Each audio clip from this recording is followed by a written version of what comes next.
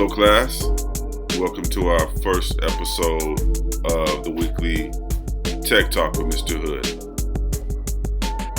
So today, I just wanted to, give you an overview of what's coming, what we've been doing. It's been a whirlwind with doing this distance learning. I know a lot of people are adjusting, but I thought this would be a good way to share what's going on with exploring computer science, AP computer science, and also some of the things that are going on in the world of computer science as it relates to COVID-19. And so today, today I have a guest. I have a special guest for you. He's going to talk about mental health as it relates to what's going on during these troubled times. But before that, I want to give you guys a rundown. So we started distance learning the week of March 16th. And at the time, we were, week to week doing a lot of different app development using the ECS curriculum. So I had to scramble and try to figure out how we're going to extend that. So luckily, we were through with most of the curriculum. So here we are with, doing more apps, working on 2.1, which was due the week of March 16th. And here we are in the third week. And we had introduction to Activity 2.3, playing with lists. And for those you don't know, it's the Charades game. So 2.3 is, and 2.2 is basically building your own Charades game. And so we talked about lists. There's a video on the classroom. Make sure you check it out. Also, the reflection questions for 2.2. So there's a lot of work to do, and I am communicating with many of you. I know a lot of issues have come up recently, especially this week, with the iPad. So if you have an iPad, please reach out to me and let me know if you're working with an iPad for this class, because there are some adjustments that need to be made, and hopefully you're not totally frustrated and just down. Just give me a call, reach out, please, and do not forget, please check into the Google Classroom during the normal scheduled class periods. And so on Fridays, I'm going to do check-ins. And if you want to, set an office hour appointment, they start about 1:30. Okay, you can just book it through the Google Classroom calendar, the Google Calendar. You can book office hours. So please, if you're checking in at different times and you want to go ahead and schedule a one-on-one office hour visit, just let me know and I'll schedule you in. And so that's kind of what's coming up this week. And also next week, we'll be looking at the disease tracker app. That's Activity 2.4. And, continuing with persistent data, learning about dynamics lists and the view layer. So that's coming up with April 6th. So definitely stay tuned and stay up to date on what's going on with computer science here at Compton Early College High School. All right, so one of the things that I'm going to try to do each week with the show is also find some interesting stories, real life events, things that are occurring in the real world as they relate to computer science. And one thing that caught my eye this week was the story I saw about Singapore and the government and what they're doing there. So basically, the technologies that are being employed by a lot of these governments around the world are aimed at identifying where infected people are and monitoring the quarantine. So what I'm seeing is basically countries and cities around the world have been locked down, a move that looks to encourage social distancing and reduce transmission between people. So what Singapore did, they basically rolled out an app. The app is called Trace Together, okay? And what it does, it uses Bluetooth signals between cell phones to see if potential carriers of the coronavirus have been in close contact with other people. Now, think about that for a minute. They're using Bluetooth, okay, between cell phones to see if a potential carrier of the coronavirus has been in close contact with other people. So everyone has to have this app, right? Okay, so think about what this is. So there's a database set up of people that have coronavirus. And if you've been in contact or in the vicinity of someone who has been in the vicinity of someone else who has coronavirus, then the app is basically going to tell you to report that person, or possibly tell you, hey, you need to go get a COVID-19 check. Okay, so this is what's happening. And apparently this is what has worked in Singapore. So basically, you're talking about using technology to fight a disease.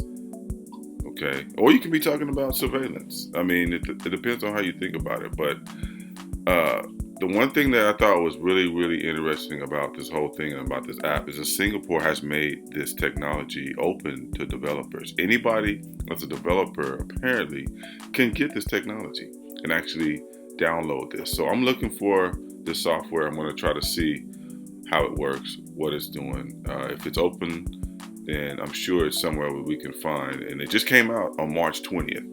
Okay, so this is something that just got rolled out on March 20th of this year. So there's a lot of things happening with technology, especially in the world of computer science. And so if you kids are out there and you're listening to this and you're wondering about what is going on and how is this class related to the real world, really think about that and look at what's happening. Listen to what I'm saying, okay? There are a lot of things that are happening. So you want to be abreast of it, learn about technology, create your own technology. Think of positive ways that you can change people's lives. Not just, hey, you're learning how to do this app in Mr. Hood's class. Think about how you can really make a difference, because things are happening really fast. And one other thing, I heard in Hong Kong, residents are made to wear some kind of wristband that is linked to a smart app that could alert authorities if a person left their place when they're in a quarantine. So basically, it's like it got you. Instead of a ankle bracelet, you're dealing with a wristband. And you're in a quarantine. So this is the way. This is something that's happening, and I'm sure there's other stories like that out there. But these are the ones that kind of caught my eye this week, and it made me really think. I'm sitting here. I'm not used to being home all day, every day, but I'm going to make the best of it with this podcast and share good information for you out there. Okay. And speaking of good information, I have a special guest, and I'm going to try to have a special guest, if I can each week or as much as I can. And her name is Helen, and she is a counselor, and she is a mental health professional, and she's going to share some insight on, just mental health aspect of what you guys are going through the social distance learning. Okay. All right, Helen. Hi, I'm Helen. I'm a licensed marriage and family therapist, and today we're going to talk a little bit about stress and how to cope during this stay-home order. I recognize how difficult this must be, staying home during this social learning. It's really different. It's different than being in class. Normally you're with your friends. School is so much more than just going to class and getting grades. So this has got to be very difficult. And on top of that, you're probably at home with your parents, and that alone can add other dynamics of stress in itself. And so just have some compassion for yourself during this time. And really talk about your feelings with someone you trust, and try to relieve some of the stress, because the less stress you have, the more immune you are to get sick as well. So remember that stress is a normal part of life. It's a natural response to a lot of different pressures that you have.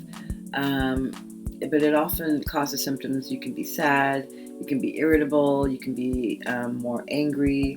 You may even have suicidal thoughts. And so remember, you want to talk to people if you ever feel like you are spiraling down to a place like that. Also, stress can affect your concentration and productivity. So you may have issues focusing on your classwork, which is really normal. So you want to talk about that with your teachers. And also, you want to be aware of any physical pains that you have, because stress can also affect you physically. So you may have some headaches. You may feel a little bit less tired. You may feel more tired. You may have headaches. Your energy may be less. You may have problems sleeping. So all that is a normal response to stress. And so if you're feeling any of those symptoms, you want to talk about it with your parents, or with your teachers or with your friends, someone that you trust. So lastly, some ways to relieve some of your stress, because you want to practice some good self-care throughout all of this social distancing and staying home. So when you're at home, you can do stuff like maybe arts and craft, you can meditate, you can clean, always you can play with animals, you can watch videos about animals. That always reduces your stress. You can read a good book that you love, listen to some music, watch your favorite movie, call your favorite friends via phone or video, practice gratitude. You can take an online class of something that maybe interests you as a hobby. Maybe you can even host a virtual gathering, like a little party or a social group meeting. Okay, those are some good ideas. Come up with your own. Have a great day.